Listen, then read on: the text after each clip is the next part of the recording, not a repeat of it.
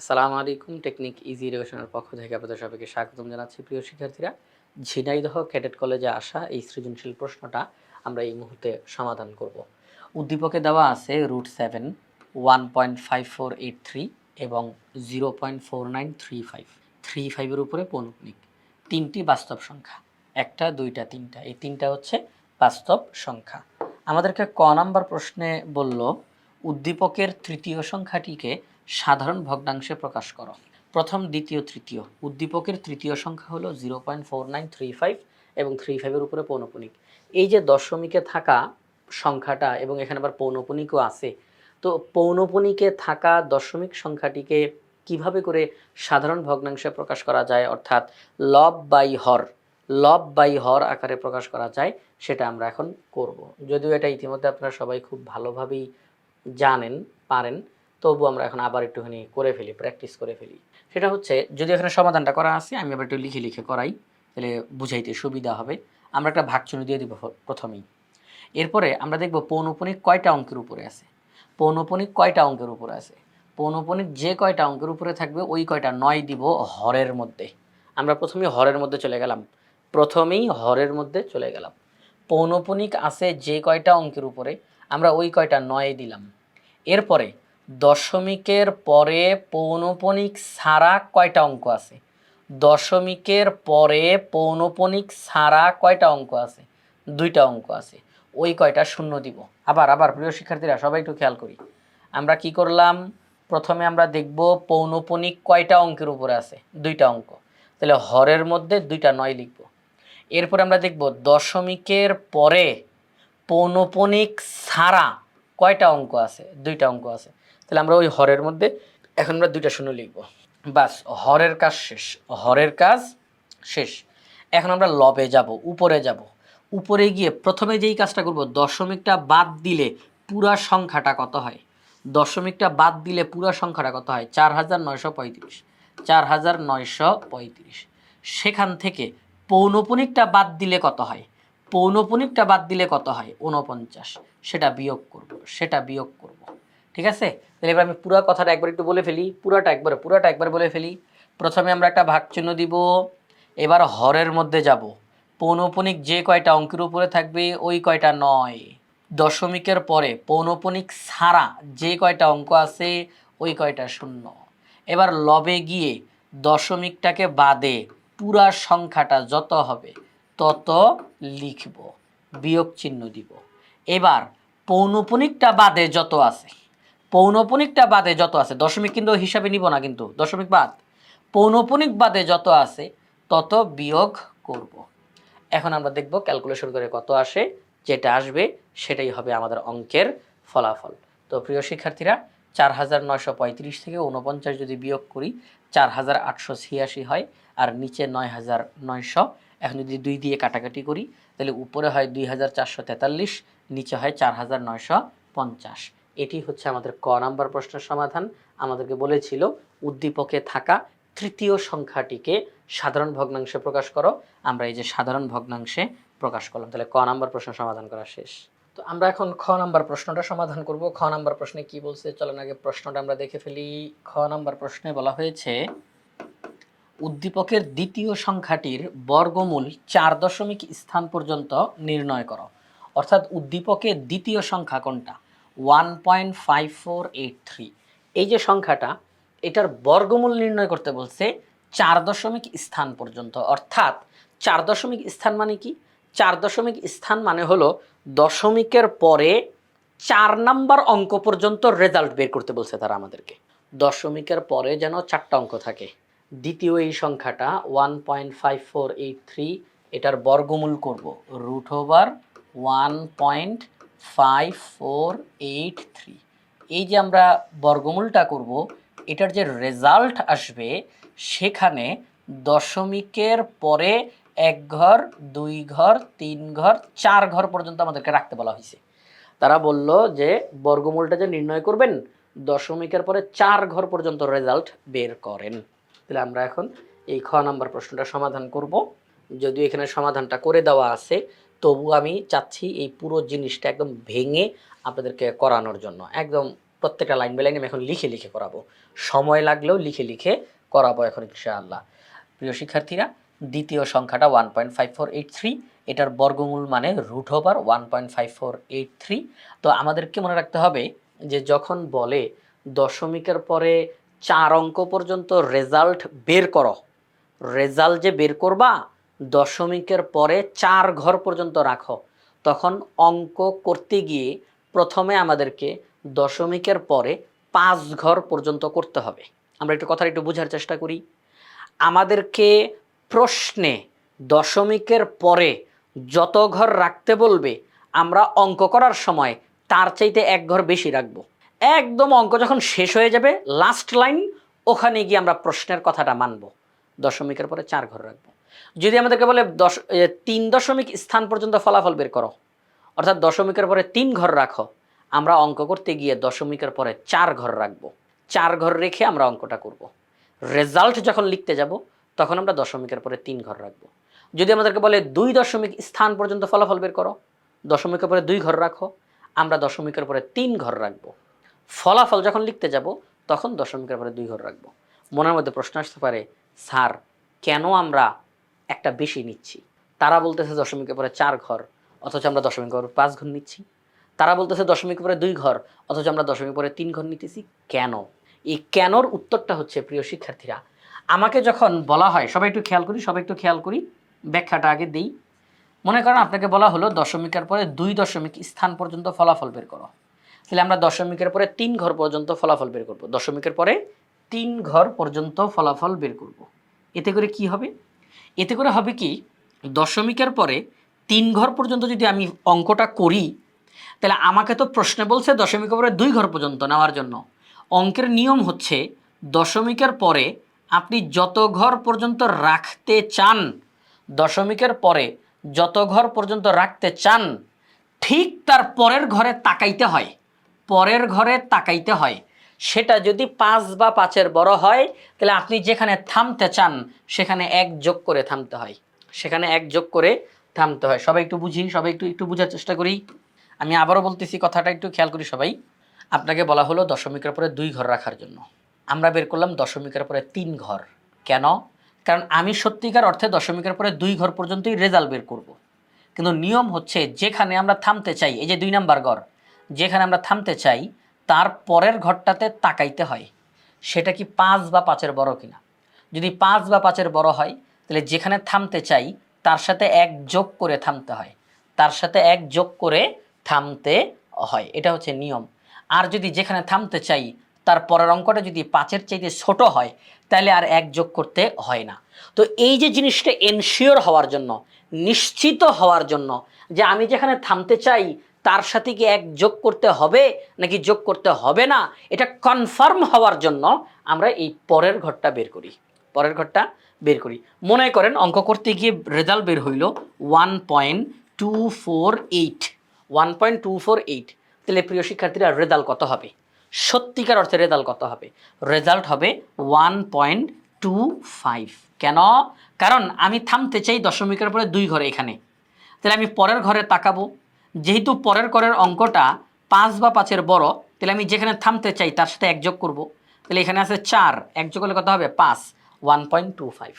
তাহলে এই যে দেখেন, আমি যদি দশমিকের পরে 2 ঘর পর্যন্তই অঙ্কটা করতাম, আমি যদি আর না আগাইতাম, আমি যদি আর সামনে না আগাইতাম, 1.24 আর সামনে আগাই নাই আমি, তাহলে কিন্তু সত্যিকার অর্থে সঠিক রেজাল্টটা আসতো না, সঠিক রেজাল্টটা আসতো না। কারণ আমি 3 নম্বর অঙ্কটা বের করতে গেলেই আমি পাইতাম 8, আর 3 নম্বর অঙ্কটা 8 হওয়া মানেই আগের অঙ্কটা হবে 5। তাহলে সত্যিকার অর্থে রেজাল্ট হওয়ার কথা 1.25, কিন্তু আমি ওই 3 নম্বর অঙ্ক বের না করার কারণে রেজাল্ট হয়ে গেছে 1.24। তাহলে এটা পুরোপুরিভাবে সঠিক রেজাল্ট বের হচ্ছে না। এই কারণেই নিয়ম হচ্ছে যে আমরা দশমিকের পরে যেই কয়টা ঘর নির্ণয় করতে বলা হয় প্রশ্নে, আমরা 1 ঘর বেশি করব, আমরা 1 ঘর বেশি করব। এতে করে আমরা কনফার্ম হয়ে যাব যে আমি যেখানে থামতে চাই তার সাথে 1 যোগ হবে নাকি হবে না। আশা করি কথাটা ক্লিয়ার। তাহলে আমাদেরকে এই প্রশ্নটার মধ্যে দশমিকের পরে 4 ঘর রাখতে বলছে। তারা বলছে 4 দশমিক স্থান পর্যন্ত বর্গমূল নির্ণয় করো। তাহলে আমরা দশমিকের পরে 5 ঘর নির্ণয় করব। এতে করে আমরা পুরোপুরিভাবে নিশ্চিত হয়ে যাব যে 4 নাম্বার ঘর যেটা তার সাথে 1 যোগ হবে নাকি যোগ হবে না। ক্লিয়ার? ওকে, এখন আসলে আমি পুরো অঙ্কটা লিখে লিখে করাই। এখানে লেখা আছে তাও লিখে লিখে করাবো, কারণ অঙ্কটা আমরা ভালো করে বোঝা দরকার আমাদের। আচ্ছা, তো প্রিয় শিক্ষার্থীরা দেখেন, এই যে আমরা বর্গমূল করব 1.5483, মনে রাখতে হবে বর্গমূলের ফলাফলে দশমিকের পরে একটা অঙ্ক পেতে হলে মূল অঙ্কে দশমিকের পরে একটা জোড়া দরকার হয়। জোড়া। দশমিকের পরে একটা অঙ্ক পেতে হলে মূল যেই অঙ্কটা ছিল সেখানে দশমিকের পরে একটা জোড়া দরকার হয়। অর্থাৎ আমি কি বলতে চাইতেছি, সেটা হলো দশমিকের পরে একটা জোড়ার ভিতর থেকে একটা অঙ্ক আসে এখানে। একটা জোড়া, সেটা দিয়ে অঙ্ক করলে একটা অঙ্ক এখানে আসে। একটা জোড়া, সেখান থেকে অঙ্ক করলে এখানের মধ্যে একটা অঙ্ক আসে।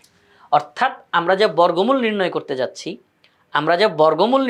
যাচ্ছি, দশমিকের পরে একটা জোড়ার কারণে ফলাফলের এখানে দশমিকের পরে একটা অঙ্ক আসে। দশমিকের পরে একটা জোড়া, এই যে দেখেন 1 2 জোড়া না, একটা জোড়ার কারণে ফলাফলের মধ্যে দশমিকের পরে একটা অঙ্ক আসে। তাহলে আমরা যেহেতু চাচ্ছি দশমিকের পরে 5টা অঙ্ক, 1 2 3 4 5, 5টা অঙ্ক, তাহলে অবশ্যই অবশ্যই অবশ্যই আমাদের যে মূল প্রশ্নটা, মূল যেই সংখ্যাটা, সেখানে দশমিকের পরে 5টা জোড়া লাগবে আমাদের। কয়টা জোড়া লাগবে? 5টা জোড়া। 1 জোড়া, 2 জোড়া, 3 জোড়া, 4 জোড়া, 5 জোড়া। ওকে, এবার আসুন আমি নোটের মধ্যে নিয়ে লিখে করাই। 1.5483, 1.5483, এটা হচ্ছে মূল সংখ্যাটা। আমরা জানি দশমিকের পরে এক একটা জোড়ার কারণে মূল ফলাফলে দশমিকের পরে একটা একটা করে অঙ্ক আসবে। তাহলে আমার মূল ফলাফলে দশমিকের পরে 5টা অঙ্ক চাই, তাহলে এখানে দশমিকের পরে 5টা জোড়া দরকার। এখন জোড়াটা বানাবেন কিভাবে করে? দশমিকের পরে ওই পিছনের দিকে আস্তে আস্তে জোড়াটা যাবে। এই যে এইভাবে করে যাবে। হ্যাঁ, এইভাবে করে যাবে। আপনার আবার তীর চিহ্ন দিয়েন না, এইভাবে করে যাবে আর কি। তাহলে এই হচ্ছে 1টা জোড়া, 2টা জোড়া, 3টা জোড়া, 4টা জোড়া, 5টা জোড়া। আমরা এরকম দাগ দিব। হ্যাঁ, আমরা এরকম দাগ দিব। যেহেতু এখানে আর কোনো সংখ্যা নাই, শূন্য দিয়ে ভরাট করে ফেলবো, ব্যাস, এই তো হয়ে গেল। প্রিয় শিক্ষার্থীরা, আপনারা জানেন 1.5483 যা 1.5483000000 তা মানের কোনো পরিবর্তন হয় না। আচ্ছা, তো এখন আমরা এটার বর্গমূল করতে যাব। বর্গমূল করার জন্য যেই কাজটা করব, এটার উপর আমরা একটা দাগ দিতে পারি, কোনো সমস্যা নাই। এখন যেই বিষয়টা, বর্গমূল করতে গেলে, আচ্ছা দশমিকের আগে যেই সংখ্যাটা আছে, আমরা এমন সংখ্যা এখানের মধ্যে নিতে চাই যাকে বর্গ করলে এই 1-এর সমান হবে। এমন সংখ্যা নিতে চাই যাকে বর্গ করলে 1-এর সমান হবে। তাহলে সেটা হচ্ছে 1, কারণ 1কে যদি বর্গ করি 1ই হয়, 1কে স্কোয়ার করলে 1ই হয়। তাহলে আমরা 1 লিখলাম, 1কে বর্গ করলে 1 হয়। আচ্ছা ঠিক আছে, আমরা মূল ফলাফলটা এখানের মধ্যে লিখব।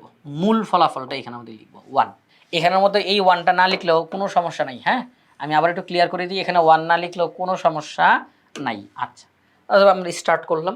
রেজাল্টগুলো ডান দিকে লিখতেছি, আর এদিকে বসবে ভাজকগুলো। যদি আমি 1কে বর্গ করি তাহলে 1ই হয়। তাহলে আমরা 1 লিখলাম, তাকে বর্গ করলে 1 হয়, সেটা এখানে মধ্যে বসলো। Okay fine. 1 থেকে 1 মাইনাস করলে 0, লেখার দরকার নেই। মনে রাখতে হবে দশমিকটা নিচে নামে না, দশমিকটা ওখানে গিয়ে বসবে। দশমিকটা এখানে এসে বসলো। আচ্ছা, দশমিকের পরে যে জোড়াটা আছে 54, আমরা জোড়ায় নামবে। মনে রাখতে হবে জোড়ায় নামবে। এই যে জোড়াটা 54, এই 54 নামবে, জোড়া ছাড়া নামবে না, জোড়াটা নামলো।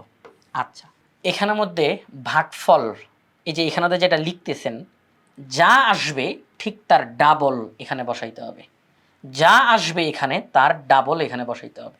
1-এর ডাবল 2, 1-এর ডাবল 2, দ্বিগুণ 2 গুণ, 1-এর দ্বিগুণ 2। এর পাশে আমি আপনাদেরকে বোঝানোর জন্য একটা বক্স দিচ্ছি। হ্যাঁ, আপনারা কেউ বক্স দিয়েন না, একটা বক্স দিচ্ছি। এই 2-এর পাশে আমরা নতুন করে একটা অঙ্ক বসাবো। এবং যেই অঙ্ক বসাবো সেই অঙ্কটাই আবার এখানে বসাইয়া গুণ করব। দেখব রেজাল্ট, এই যে গুণফল, গুণফলটা কি 54 সমান হয় কিনা, অথবা 54 একদম কাছাকাছি যায় কিনা। একদম কাছাকাছি হয় এখানে গুণফলটা 54 সমান হবে, আর নয়তো একদম 54 কাছাকাছি যাবে। 54 একদম কাছাকাছি যাবে, ঠিক আছে? আচ্ছা, কিন্তু 54 ক্রস করতে পারবে না। আমি আবারও বলতেছি, এখানের মধ্যে ভাগফল যত লিখলাম তার ডাবল যা হয় তা বসাবো, এরপরে নতুন করে একটা অঙ্ক বসাবো, সেটা দিয়েই আবার গুণ করব পুরাটাকে। গুণফলটা এখানে বসবে। প্রিয় শিক্ষার্থীরা, যদি আমি এখানে 1 বসাই তাহলে 1 দিয়ে গুণ দিব, 1 দিয়ে পুরাটাকে গুণ দিলে 21 হয়। 21-এর সাথে 54 অনেক বড়। আমরা তাহলে এখন এখানের মধ্যে 1 না বসায় 2 বসাই, 2, তাহলে এখানের মধ্যে 2 বসাবো। এখানে যা লিখবো এখানে তা লিখবো, তাহলে 22 দুগুণে 44, তাহলে এখানে 44 লিখবো। যদি আমরা এখান থেকে 3 বসাই, 3 বসাইলে কি হবে দেখেন, আমি প্রথম দিকে যদি ক্লিয়ার করে ফেলতে পারি না, তাহলে এরপরে আমি খুব স্পিডে সামনের দিকে আগাইতে পারবো। যদি 3 বসাই, 3 23-এ কত হয় 69, তাই না? 69, তো 69 তো 54 চাইতে বেশি হয়ে গেছে, তাহলে 3 না, 3-এর আগে কত ছিল 2, তাহলে আমরা 2 বসাইলে 44 হয়। আমরা তখন 44 এখানে বসাবো। প্রিয় শিক্ষার্থীরা, মনে রাখতে হবে এই জিনিসটা শুধুমাত্র আপনাকে বোঝানোর জন্য আমি এভাবে করে দেখাইলাম। জিনিসটা আপনারা মাথার মধ্যে রাখবেন, হাতের সামনে ক্যালকুলেটর থাকবে, মুখে মুখেও করতে পারেন। আপনারা কিন্তু এই জিনিসটা লিখবেন না, এখানে বক্সও দিবেন না। তাহলে আপনারা কী করবেন, ভাববেন যে 2-এর পরে একটা সংখ্যা বসাইতে হবে, সেটা দিয়েই আবার পুরাটাকে গুণ করতে হবে, গুণফলটা যেন 54 সমান বা কাছাকাছি, একদম খুব কাছাকাছি হয়। তো যদি 2 বসাই তাহলে 22, 22-কে 2 দিয়ে গুণ দেই তাহলে 44। হ্যাঁ, ঠিক আছে, তাহলে 44। এই যে আপনি নতুন সংখ্যাটা লিখলেন 2, এই 2-কে এখানেও বসাবেন। এখানে নতুন যেই অঙ্কটা বসাইছেন তাকে ওখানেও বসাবেন। ওকে, ফাইন। 54 থেকে 44 বিয়োগ করলে 10। প্রিয় শিক্ষার্থীরা, অঙ্কটা করাইতে একটু সময় লাগবে, কিন্তু আমি চাচ্ছি অঙ্কটা খুব ভালো করে ব্যাখ্যা দিয়ে বিস্তারিতভাবে জিনিসটা বোঝানোর জন্য। একবার বুঝে গেলে আপনি পুরোপুরি ক্লিয়ার হয়ে যাবেন, নিজে নিজে খুব স্পিডে অঙ্কটা করতে পারবেন। এখন আমাদেরকে কি করতে হবে, সেটা হচ্ছে উপর থেকে একটা জোড়া নামাবো। এই যে উপর থেকে একটা জোড়া নামাবো, 83। আচ্ছা, নামলো। এখন এখানে কত বসবে আমরা এখানে তাকাবো। মনে রাখতে হবে দশমিক এখানে আসবে না, দশমিক এখানে আসবে না। দশমিক বাদে পুরাটা কত হয় প্রিয় শিক্ষার্থীরা? দশমিক বাদে পুরাটা কত হয়? যদি আমরা দশমিকের কথা চিন্তা না করি তাহলে পুরাটা হয় 12। কত হয়? 12। আচ্ছা, তো পুরাটা যে 12 হয়, 12-কে ডাবল করলে কত হয়? একই সিস্টেম কিন্তু। ওখানে আমরা যা দেখতেছি পুরাটা, ওখানে যা দেখতেছি পুরাটা, দশমিক বাদে পুরাটা যা হয় তার ডাবল এখানে বসাবো। 12-র ডাবল হচ্ছে 24, 12-র ডাবল হচ্ছে 24। এবার 24-এর পাশে আমরা একটা অঙ্ক বসাবো, ওই আগের চিন্তা, আগের চিন্তা। এমন একটা অঙ্ক বসাবো যেটা দিয়ে আবার পুরাটাকে গুণ করব, গুণফলটা যেন 1083-র সমান হয় অথবা খুব কাছাকাছি হয়। তো আমি জানি না কত হবে এখানের মধ্যে। তো আমরা যদি এখানের মধ্যে প্রিয় শিক্ষার্থীরা যদি এখানে 5 বসাই, দেখেন দেখেন, যদি এখানে 5 বসাই তাহলে 5 দিয়ে গুণ দিব, 245 গুণ 5। চলেন একটু ক্যালকুলেটার নিই, হ্যাঁ একটু ক্যালকুলেটার নিই, আপনাদের সামনেই ক্যালকুলেটারটা নিই, তাহলে খুব ভালো হবে, আপনাদের সামনেই জিনিসটা দেখা দিতে পারবো। তাহলে 245-কে 5 দিয়ে গুণ, 245 গুণ 5, তাহলে কত হয়? 1225। কত হয়? 1225। 1083-কে ক্রস করে ফেলছে, তাই না? না, এটা এটা হবে না, এটা হবে না। তাহলে আসেন আমরা 5 না লিখি, আমরা 4 লিখি। হ্যাঁ, 4 লিখি। আচ্ছা, যদি এখানে 4 বসাই তাহলে 244, তাকে 4 দিয়ে গুণ, 244-কে 4 দিয়ে গুণ, 244 গুণ 4 কত হয়? 976। হ্যাঁ, 5 দিয়ে লিখলে 1083-কে ক্রস করে ফেলে, আর 4 দিয়ে লিখলে 1083-র একদম কাছাকাছি হয়, 976। আচ্ছা, এই যে এইভাবে কিন্তু আমরা এখানে কিন্তু লিখবো না, বক্স দিব না। আচ্ছা, নতুন অঙ্ক কত লিখছি? 4 লিখছি। নতুন অঙ্ক 4 লিখছি, এই 4-কে এখানের মধ্যেও বসাবো। আচ্ছা, এবার এখানে বিয়োগটা করি। 1083 থেকে 976 বিয়োগ 1083 থেকে 976 বিয়োগ 107 হয়, 107। উপর থেকে একটা জোড়া নামাই, এই যে যে যে যে এই জোড়াটা নামাই। আচ্ছা, 0 0 নামলো। এবার এখানে আমরা যা দেখতেছি দশমিকটা বাদে 124, 124-এর ডাবল কত হয়? 124-এর ডাবল 248, 124-এর ডাবল 248। আচ্ছা, তো এখন দেখেন এই যে আমরা লিখলাম 248, নতুন একটা অঙ্ক বসবে, নতুন একটা অঙ্ক বসবে, অর্থাৎ ওই ভাগফলের ওখান থেকে পুরাটাকে ডাবল করে এখানে বসানোর পরে পাশে একটা নতুন অঙ্ক বসবে। ভাগফলটা পুরাটাকে ডাবল করে এখানে বসানোর পরে পাশে একটা নতুন অঙ্ক বসবে। আচ্ছা, তো 248-এর পাশে নতুন একটা অঙ্ক বসানো দরকার। তো এখন আর আমি এখানে ওরকম লিখে লিখে দেখাবো না, এখন আমরা যদি মাথার মধ্যে চিন্তা করব। আচ্ছা, 248-এর পাশে যদি আমরা 5 বসাই, দেখেন 248-এর পাশে আমরা যদি 248-এর পাশে 5 বসাই, আবার 5 দিয়েই গুণ দিই, যা বসাবো তাই দিয়েই গুণ, তাহলে 12,425। কিন্তু এখানে 12,425 নাই, এখানে আছে 10,700। এখানে কত আছে? 10,700। 10,700, তাহলে 5 বসাইলে ক্রস করে ফেলছে না, তাহলে 5 বসানো যাবে না।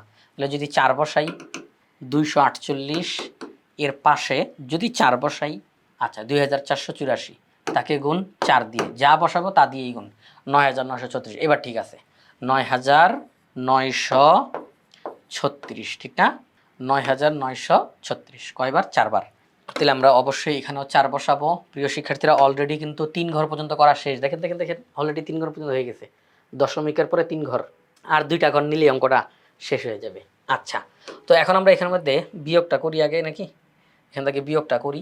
10,700 10,700 বিয়োগ 9,936, 9,936, তাহলে 764 থাকে, 764 থাকে, 764 থাকে। আচ্ছা, এখন আমাদেরকে জিজ্ঞাসা করতে হবে, উপর থেকে একটা জোড়া নামাইতে হবে। এই যে এই জোড়াটা, এই জোড়াটা, এটা অলরেডি নামানো শেষ, এই জোড়াটা নামবে। তাহলে জোড়াটা নেমে যে পাশে 0 0 বসলো, এখানে কত দেখতেছি আমরা? দশমিক বাদ দিয়ে 1,244। 1,244-এর ডাবল কত? 1,244 এর ডাবল কত হয়? 2,488। 2,488, তাহলে ভাগফলের ওখানে যা আছে তার ডাবল বসাইলাম। এখন পাশে কি নতুন অঙ্ক বসবে না? এখন কিন্তু স্পিড বাড়ছে, পাশে নতুন অঙ্ক বসবে। তো পাশে যে নতুন অঙ্ক বসবে, যদি আমরা 2,488, তার পাশে যদি আমরা 4 বসাই এবং 4 দিয়েই গুণ দিই, তাহলে 99,536। ও হো হো হো, 99,536 তো 76,000-কে ক্রস করে ফেলছে। তার মানে 4 বার নেওয়া যাবে না, 4 নেওয়া যাবে না। তাহলে আরও কম নেই, আরও কম নেই, 2, 4, 8, 8, 3 নিই। এইবার 3 দিয়েই গুণ দিই, তাহলে 74,649। এই তো লাইনে চলে আসছে। তাহলে আমরা 3 বার নিলাম, 3 নিলাম, তাহলে 3 নিলে কত হয়? 74,649। 74,649 বিয়োগ করলে কত হবে? আমরা যদি 76,400 থেকে বিয়োগ করি 74,649, 74,649, তাহলে কত আসবে? 1,751। 1,751, 1,751। আচ্ছা ঠিক আছে, এখন উপর থেকে একটা জোড়া নিয়ে আসি। এই যে লাস্ট জোড়াটা, সর্বশেষ জোড়াটা 0, 2টা 0। আচ্ছা প্রিয় শিক্ষার্থীরা, আমাদের ভাগফলের এখানে তাকাই। 3 লেখা হয়নি এখনো, 3 লেখা হয়নি, তো 3 না আসছে এইমাত্র নতুন, এইমাত্র না নতুন করে 3 আসলো।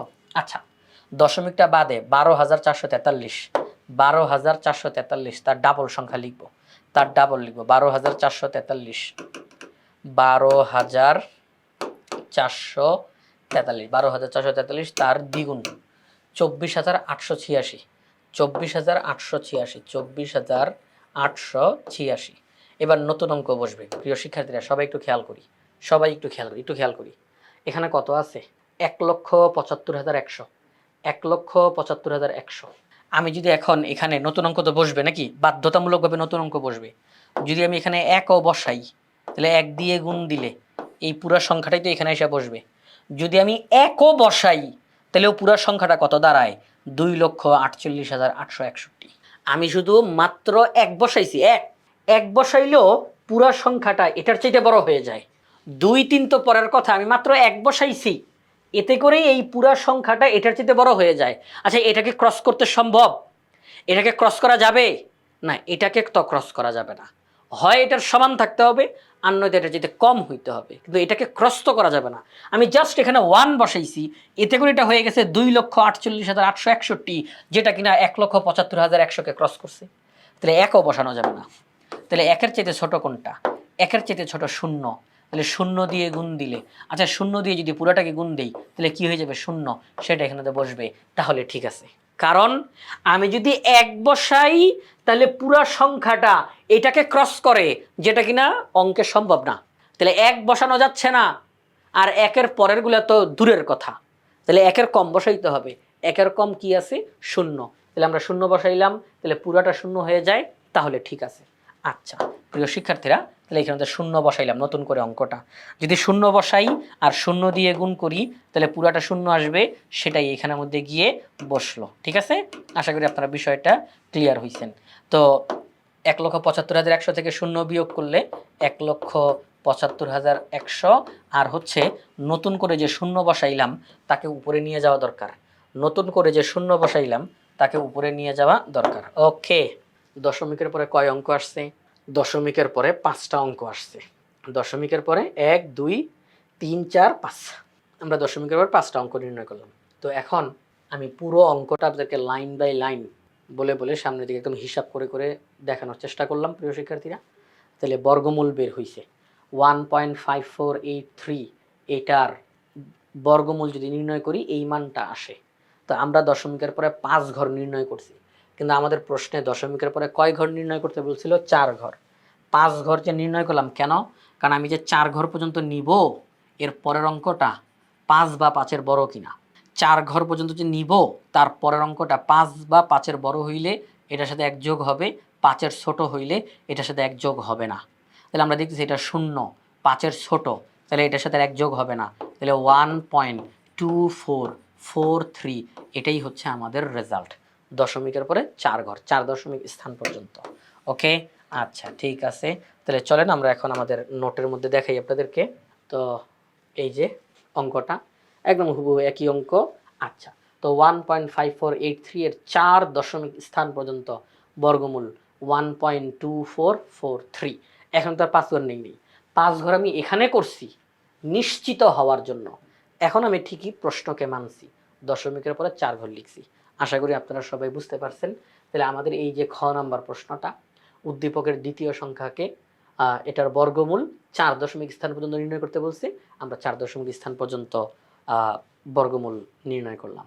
তো গ নাম্বার প্রশ্ন আমরা এখন সমাধান করব। গ নাম্বার প্রশ্নে বলা হলো, দেখাও যে উদ্দীপকের প্রথম সংখ্যাটি অমূলদ সংখ্যা। এই যে উদ্দীপকের মধ্যে প্রথম যেই সংখ্যাটা √7, এটা একটা অমূলদ সংখ্যা, এটা আমাদেরকে দেখাইতে হবে। অমূলদ সংখ্যা কারা?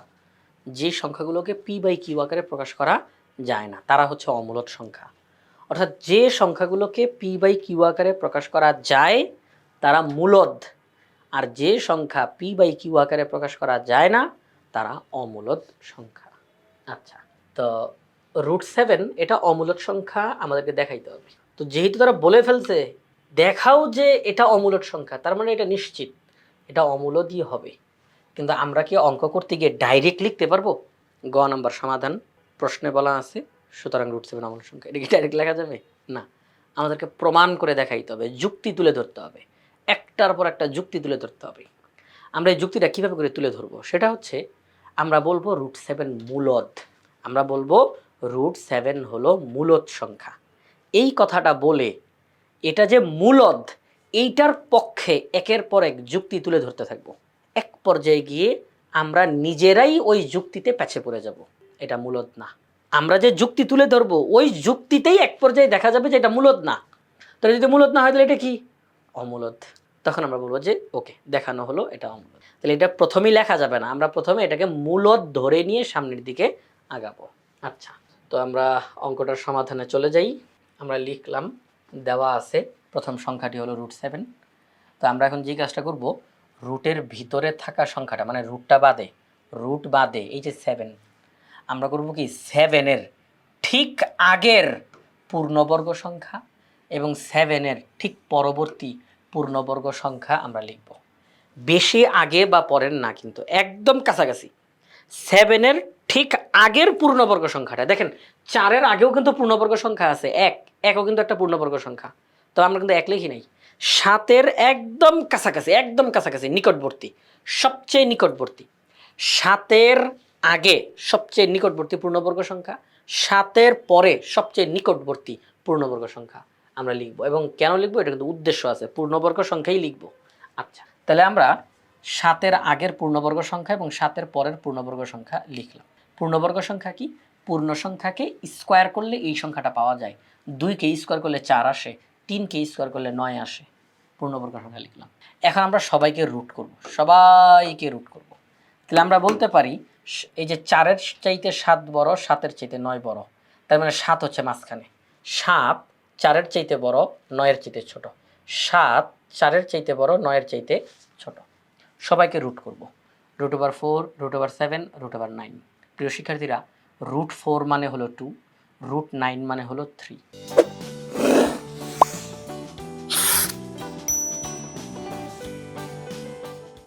√7কে আর ভেঙে লিখলাম না।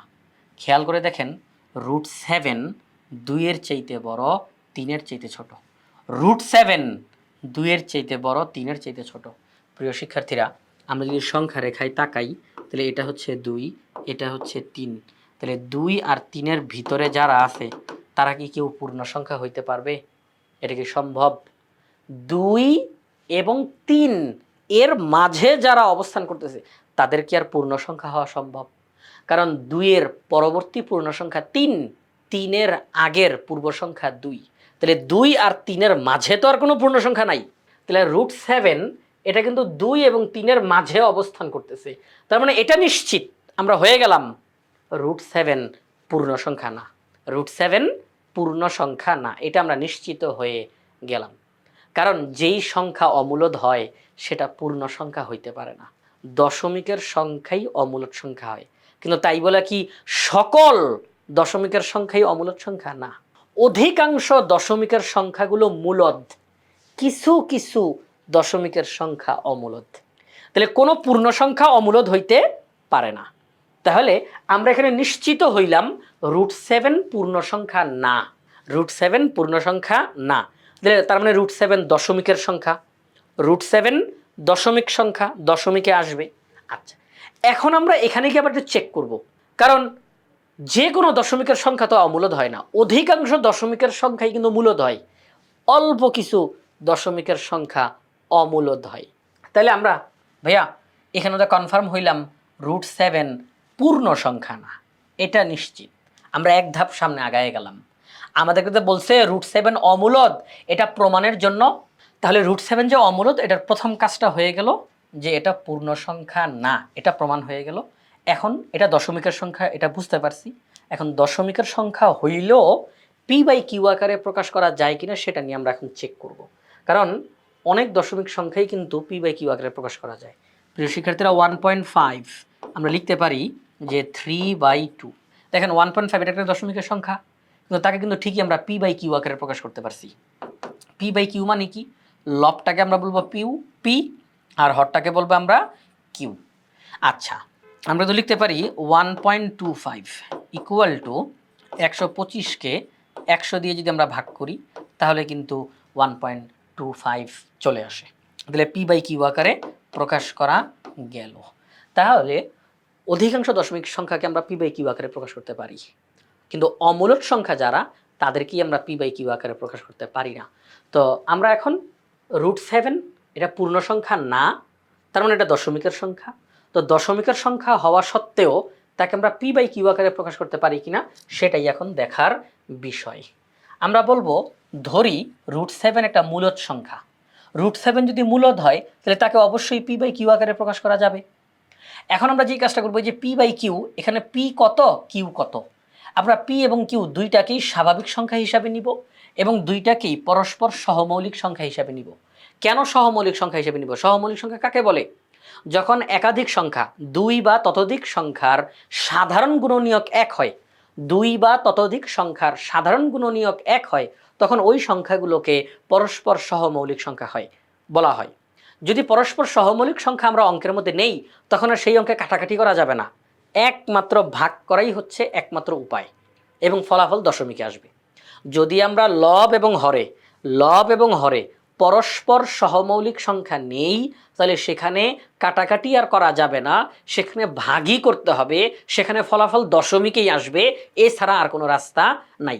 পরস্পর সহমৌলিক সংখ্যা বলতে প্রিয় শিক্ষার্থীরা আমি যদি এখানে 3 লিখি, 3-এর গুণনীয়ক 1 আর 3, 2-এর গুণনীয়ক 1 আর 2, তাহলে দেখেন গুণনীয়কগুলোর মধ্যে 1 মিলছে, আর কোনো কিছু মিলছে? মিলে নাই। তাহলে আমরা বলবো 3 আর 2 হচ্ছে পরস্পর সহমৌলিক সংখ্যা। আমরা 4 আর 5 লিখলাম, 4-এর গুণনীয়ক 1 2 4, 5-এর গুণনীয়ক 1 আর 5, গুণনীয়কগুলোর মধ্যে 1 মিলছে, আর কোনো গুণনীয়ক মিলছে না, তাহলে সাধারণ গুণনীয়ক 1। তাহলে 4 আর 5 হচ্ছে পরস্পর সহমৌলিক সংখ্যা। আপনি যদি এখন 5 উপরে লেখেন, 4 নিচে লেখেন, কাটাকাটি করা যাবে না, তাহলে ফলাফল দশমিকে আসবে।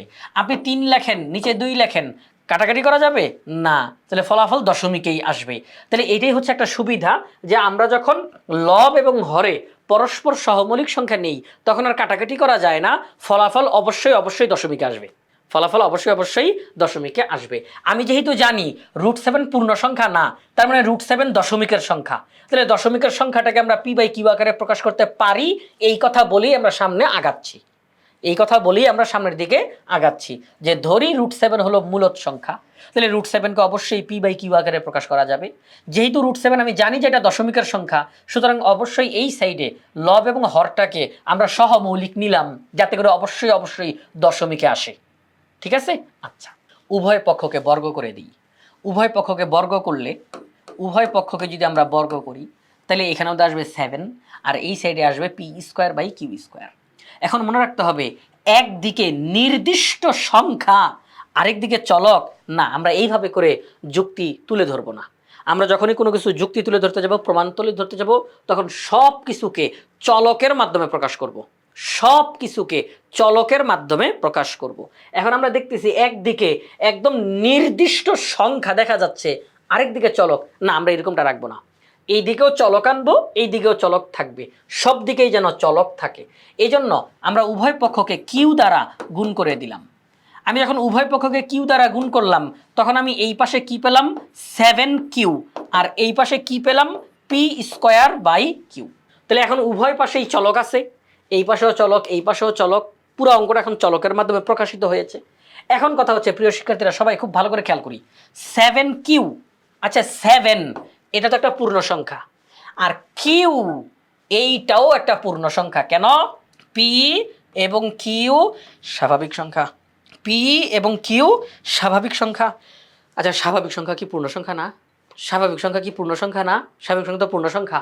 তাহলে এই যে 7 ইন্টু কিউ, 7ও পূর্ণ সংখ্যা, কিউও পূর্ণ সংখ্যা। আচ্ছা, পূর্ণ সংখ্যার সাথে পূর্ণ সংখ্যা গুণ করলে ফলাফল কি পূর্ণ সংখ্যায় আসে না? পূর্ণ সংখ্যার সাথে পূর্ণ সংখ্যা গুণ করলে ফলাফল পূর্ণ সংখ্যায় আসে না? আসে। তাহলে আমরা বলতে পারি 7q এটা পূর্ণ সংখ্যা, 7q এটা পূর্ণ সংখ্যা। কিন্তু p²/q এটা পূর্ণ সংখ্যা না। কেন? কারণ p এবং q পরস্পর সহমৌলিক, p এবং q পরস্পর সহমৌলিক, তার মানে অবশ্যই অবশ্যই ফলাফলটা দশমিকে আসবে। যেহেতু পি এবং কিউ পরস্পর সহমৌলিক, তার মানে এখানে কাটাকাটি যাওয়ার সুযোগ নাই, ফলাফল অবশ্যই অবশ্যই দশমিকে আসবে। আর দশমিকের কোনো সংখ্যাকে যদি বর্গ করা হয়, তখন সেই ফলাফলটাও এইরকম দশমিকেই আসবে। তাহলে p/q, পি এবং কিউ যেহেতু পরস্পর সহমৌলিক, অর্থাৎ ফলাফলটা দশমিকে আসবে। তো আমি এখন পিকে বর্গ করলাম, আর কিউ শুধু এখানে রয়ে গেল, তো ফলাফলটা দশমিকেই আসবে, ফলাফলটা দশমিকেই আসবে।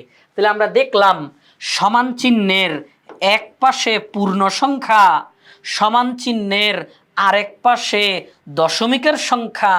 এটা কেমন হইল না? এটা কি সম্ভব? আপনিই বলেন, এটা কি সম্ভব?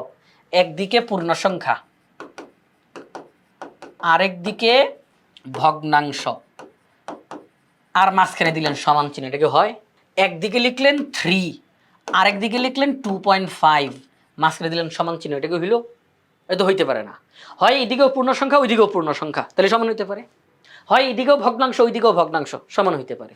কিন্তু একদিকে পূর্ণ সংখ্যা, আরেকদিকে ভগ্নাংশ, এটা তো সমান হইতে পারে না।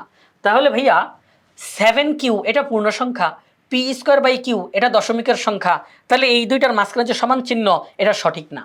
তাহলে পূর্ণ সংখ্যার ভগ্নাংশ সমান হতে পারে না, তার মানে এই সমান চিহ্নটা ঠিক নাই, এটা নট ইকুয়াল টু হবে, not equal two 7q not equal two p²/q, এইটা আর এটা সমান না। এখন কথা হচ্ছে এই লাইনটা আসছে কোথা থেকে? আগের লাইন থেকে। তাহলে এখানে যে সমান চিহ্ন এটাও ঠিক নাই, এটাও হবে not equal to 7 not equal to p square by q square. আচ্ছা এই লাইনটা আসছে কোথা থেকে? আগের লাইন থেকে। এখানে যে সমান চিহ্ন তার মানে এটাও ঠিক নাই, এটা হবে not equal to √7 not equal to p by q. তাহলে দেখেন আমরা কিন্তু আমাদের যুক্তির মধ্যেই কিন্তু প্যাচে পড়ে গেছিলাম। আমরা বলছিলাম √7 মূলদ সংখ্যা, তাহলে √7 কে পি বাই কিউ আকারে প্রকাশ করা যায়, তাহলে উভয় পক্ষকে বর্গ করলাম, উভয় পক্ষকে চলকের মাধ্যমে প্রকাশ করলাম। এখন কি হইল? আরে এটা পূর্ণ সংখ্যা, এটা ভগ্নাংশ সংখ্যা, তাহলে এবার সমান হয় কেমনে? ওহো না না না, এটা সমান না, তাহলে এটা নট ইকুয়াল টু। এই লাইনটা আসছে কোথা থেকে? আগের লাইন থেকে, তাহলে এটাও নট ইকুয়াল টু। এটা আসছে কোথা থেকে? আগের লাইন থেকে, তাহলে এটাও নট ইকুয়াল টু। ও তার মানে √7 not equal to p by q. √7 কে পি বাই কিউ আকারে প্রকাশ করা যায় নাই, √7 কে পি বাই কিউ আকারে প্রকাশ করা যাচ্ছে না, তাহলে √7 মূলদ না। কারণ পি বাই কিউ আকারে প্রকাশ করা গেলেই সেটা মূলদ, পি বাই কিউ আকারে প্রকাশ করা না গেলেই সেটা অমূলদ। তাহলে যেহেতু √7 কে পি বাই কিউ আকারে প্রকাশ করা গেল না, সুতরাং √7 মূলদ না, আর মূলদ না হইলেই সেটা অমূলদের অন্তর্ভুক্ত হয়ে যাবে। এই যে আমরা এখানে ব্যাখ্যাটা দিলাম, আপনার কিন্তু আবার ওখানের মধ্যে এরকম দাগ দিয়েন না কিন্তু, এই যে ব্যাখ্যাটা দিব আমরা এখানের মধ্যে, যে 7 কিউ পূর্ণ সংখ্যা কিন্তু এটা পূর্ণ সংখ্যা না। কেন পূর্ণ সংখ্যা না? কারণ পি আর কিউ স্বাভাবিক সংখ্যা এবং এবং পরস্পর সহমৌলিক। তাহলে 7 কিউ এবং পি স্কোয়ার বাই কিউ সমান হতে পারে না, 7 q not equal to p square by q. √7 কে পি বাই কিউ আকারে প্রকাশ করা যেতে পারে না, অতএব √7 not equal to p by q. √7 একটি অমূলদ সংখ্যা, √7 একটি অমূলদ সংখ্যা, এই হচ্ছে দেখানো হলো। তাহলে আমরা কিন্তু এই কথাটা প্রথমেই লিখে ফেলতে পারতাম না যে √7 অমূলদ সংখ্যা। আমাদেরকে তো যুক্তিতর্ক উপস্থাপন করতে হবে, প্রমাণ করতে হবে।